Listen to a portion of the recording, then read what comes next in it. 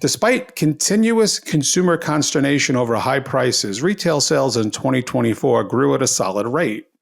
In fact, the holiday season is one of the strongest in recent years. Through the first 3 months of 2025, that willingness of shoppers to spend seems to have cooled. Whether it's the price of eggs and other necessities or the constant headlines talking about the on-again, off-again, on-again tariffs, consumers are being more selective about what they buy. Welcome to Store Brand Spotlight. I'm Greg Sleeter, Executive Editor of Store Brands. Joining me is Jay Given, Vice President of Retail and Brand Strategy with Affinity Solutions. Jay and I will talk about what drove retail sales in 2024, the current mindset of consumers, and she'll use her crystal ball to tell us exactly what will happen for the remainder of 2025 at retail. Well, maybe not exactly. So Jay, no pressure, and welcome to the podcast. Thank you so much, Greg. We'll do our best here with our crystal ball. But thank you so much for having me. We're really excited to have this conversation. Yeah, as am I. As one of the fascinating parts about covering retail for as long as I've covered it is the constant change. And just when you think you know what the shoppers are going to do, they hang a right turn. And I think that's what keeps us all in business and keeps us all busy and makes this a fascinating business to cover. So I look forward to the conversation as well. Absolutely. Jay, when we look at 2024, we saw year-over-year growth of about 3%, which again is solid growth when you're talking about the multi-billion-dollar retail industry. Overall, how would you characterize the past year for retail? Yeah, the past year, as you mentioned, there was 3% year-over-year increase. We would classify that as moderate growth, right? We did see a very strong surge at the end of the year during the holiday season, in particular, December. While inflation persisted, there was moderating interest rates, wage growth, strong labor market, definitely contributed to that consumer spending. When it comes to categories, we saw non-store retailers and health and personal care sectors thriving in the year. We did see electronics and appliances facing some challenges. So overall, there's some winners and some losers. I know we'll go into that as well in this conversation, but I would classify it as moderate growth. Jay, December was a strong month for most retailers in terms of retail sales growth. Were there things that retailers did right to boost sales, or were there other factors at play with how consumers were spending their money? So there were a couple of things that plays that factor. First and foremost, I think we definitely need to talk about the timing. So when you think about Cyber Monday, Black Friday, huge season, right? Super Bowl of retail, some would say. When you think about 2023, that fell strictly in November. Coming into 2024, you had Black Friday falling in November and you had Cyber Monday falling in December. We've seen a rise of e-commerce increase, so we know how important that Cyber Monday number is going to be to the overall retail impact. So that is going to be the number one big contributing factor to the surge, a year-over-year surge, which was about I want to say it was about 7% year-over-year increase. So double what we saw overall yearly increase. In addition to that timing factor of Cyber Monday falling in December, we saw that there were really strategic discounts being applied when it came to certain categories and certain goods. And then likely there was an uptick of spending due to interest rate cuts happening at that time of the year as well. We did see high-end clothing retailers excelling. Discount department stores we saw struggling just a little bit. And I think that really just highlights the need that we just deeply need to understand consumer purchasing behavior, not only within your four walls, but outside your four walls as well as the overall market view. From the standpoint of the winners and losers from 2024, we'll start on the positive side. As you look at the data and view this industry, who are the winners and what did they do right last year? Yep. So I definitely think health and personal care sectors emerged as the clear winners when you're looking at our data. We can contribute this to consumer sentiment, post-pandemic, right? There's a different focus on health, but I also think the rise of social platforms and consumer trends that social platforms are pushing is certainly attributing to that growth. We also saw from a winner perspective, non-store retailers, so digital goods were really thriving last year. And then when we think about what What wasn't so hot was, as I mentioned, electronics. I would say weren't doing so well, and higher ticket purchase items as well. The retailers or categories that struggled in 2024. What were some of the reasons behind those struggles? Yeah. So when you think about these higher ticket purchase items, so it goes back to consumer electronics, appliances, and home furnishing. Those were the categories we saw the most struggle when it came to year over year losses or gains. But they're higher ticket items. And so you have to look at the purchase cycle of these items, and you also have to look at where we are. And so I mentioned the pandemic earlier. I know we're probably sick and tired of talking about it, but for these longer purchase cycles of 5 years, 10 years, these items, it's very relevant. And so when folks were at home more frequently due to the pandemic, we saw a huge surge in these categories because people were more inclined to revamp their homes, right? While they were spending a lot of time there. So we really believe fundamentally the purchase cycles are playing an impact where we're not seeing as much growth due to the surge we saw a few years ago during the pandemic. It's interesting.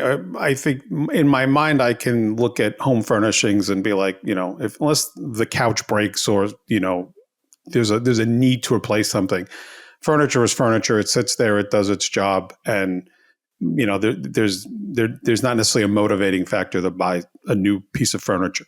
But Correct. home electronics I find interesting because we've become such consumers of habit. When some new technology comes out, so many people need to have it right away. But I feel like that luster where we had flat screen TVs 10, 15 years ago, or the iPhone every 6 months, that consumer electronics hasn't had that item to really excite people. Like TVs are TVs. They get a Yeah, little bigger, they get a little thinner, but the right. technology is pretty much there right now. So, I mean, is a category like that just lacking that star item to excite people? It's interesting you say that because when you actually boil down to the monthly sales breakouts, we're seeing a big uptick in consumer electronics in December, naturally holiday season. So to your point, the products lines themselves or the category themselves, I don't think is driving the excitement that's needed for growth throughout the year. However, when you pair that with appropriate discounts that are strategic, for the consumer and for the retailer, we did see that massive uptick. So it's almost like a value equation here of is it worth spending this money? And when you're looking at how interest rates and wage growth and job growth over the last year, and certainly as we're looking forward, you're going to have that consumer sentiment be laser focused on that. Is the value worth it for non-necessity items? And so to your point, I do believe that there needs to be some innovation in the category to give sustained durable growth throughout the year. But certainly strategic promotions have warranted some growth for this category last year. You mentioned the pandemic, and we're really at a 5-year anniversary of when it Isn't was that declared a crazy? pandemic, which is It's amazing to think wild. about. But it's such a demarcation line in how consumer behavior so radically changed.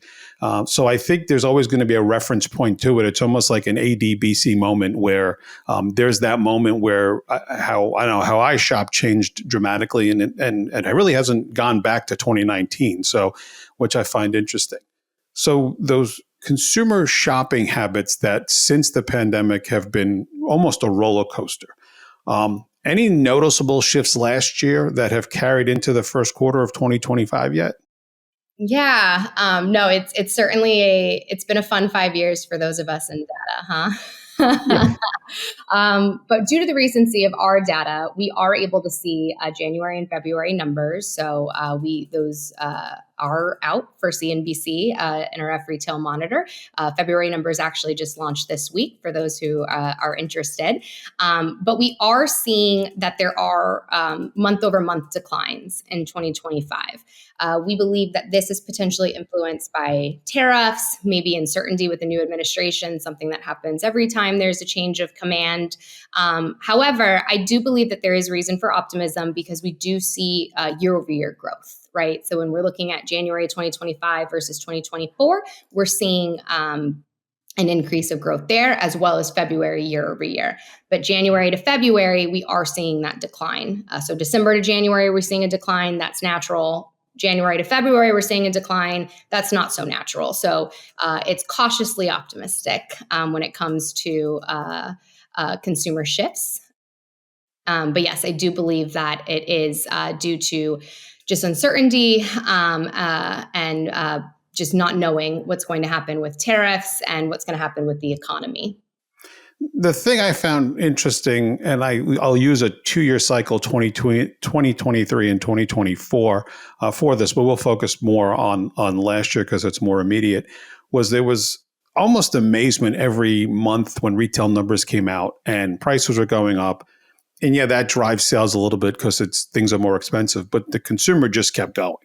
And I think to the surprise of a lot of economists, some of which kept screaming recession, recession, recession, and it never happened. Mm-hmm.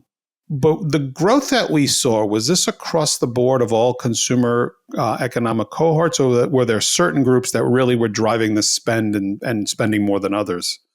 Yeah. So, summary version, high income consumers are spending and impacting the economy at a larger rate than middle income and low income. When you break those numbers down, high income shoppers accounted for 54% of all spending, middle income consumers 31%, and low income consumers accounted for about 15%. So there's certainly a breakthrough based off the cohorts of household income. What we're seeing in that is that because high income consumers are driving the spending, we believe that means that they still have confidence in the economy. And so we'll continue to track that cohort. From a retailer perspective, I do believe that retailers should focus on promoting deals on non-essentials, something we talked about a little bit ago, because most consumers are going to prioritize necessity in years of uncertainty. This year, through the first 2+ months, a number of retailers, and most notably Walmart, expressed some caution to start the year, even though they're still looking at some sales growth. They're not forecasting what it's going to be from equal to last year. More broadly, though, have you seen any early indicators of how consumer spending might shift in response to continued inflation, other economic conditions, or just changes in retail trends? Yeah. So what's interesting is that we're seeing the health and personal care sector continue to thrive, right? So there is definitely a sustained interest in this wellness and self-care trend that we're seeing with consumers. But what we also are seeing that I think is very interesting, especially for this podcast, is according to Ipsos, high income shoppers are increasingly opting for private labels, right? They're trading down.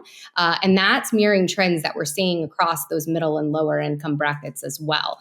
We're seeing grocery stores like Aldi and Trader Joe's really come out as winners within their sectors, where they have constantly their main focus is on the value, right, of what you're given. So, really, I think if you're coupled with declining consumer sentiment and uncertainty around those tariffs, there's definitely going to be a cautious approach to spending across all cohorts. And so really, these consumers are going to prioritize those essentials, and they are going to most likely be delaying discretionary purchases. Now, I'd like to allude back to that crystal ball we talked about earlier. So this is all just looking at the data and making some predictions. But if I'm a retailer, I'm certainly going to think about that sentiment happening in the market right now with consumers.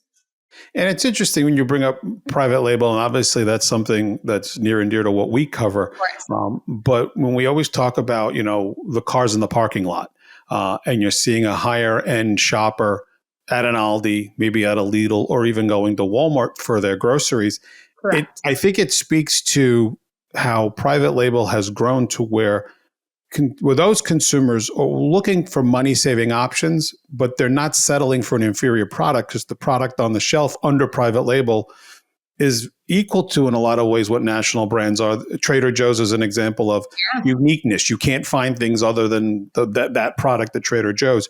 So it's interesting how we've seen that growth of private label products over the past 5 years, I think, but maybe more so over a decade, where that high-end consumer can save some money, but still get a good quality product. So that's fascinating to me as well.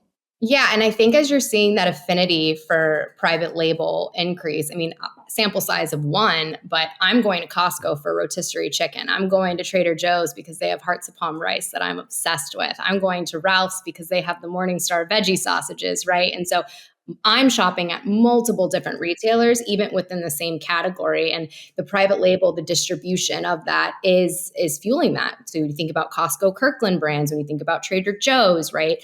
And so I think that is imperative for retailers to understand that, yes, they know what's going on within those four walls and they know how their consumers are behaving within those four walls. But you really need to understand what's going on within your category with those same consumers elsewhere and what's going on with the market, because you are seeing these increase of trends where folks are going to private label, and that might actually then make them shop at more different places or a variety of places than they've ever done before. Or you might be losing out to other private label retailers having better prices or better products than you. So having that market insight, I think, is going to be huge. And recently, what we saw, University of Michigan, they have an index of consumer sentiment. We're seeing that drop pretty dramatically. So it was 71.7 in January, and now we're looking at 64.7 in February. And so when you're seeing different data points point to the consumers being very much uncertain in this economy, these are definitely topics that retailers need to keep in mind as they're looking at their pricing, promotions, and how they're communicating with their consumers. Any specific consumer behaviors retailers should be really watching as they head, into the second quarter of the year? Yeah, we're incredibly fortunate to have such a close partnership with the National Retail Federation. And so we hear firsthand from retailer executives about what they're concerns about. And then we also are incredibly fortunate to sit on such a robust data set where we get to see consumer spending habits directly from the consumer.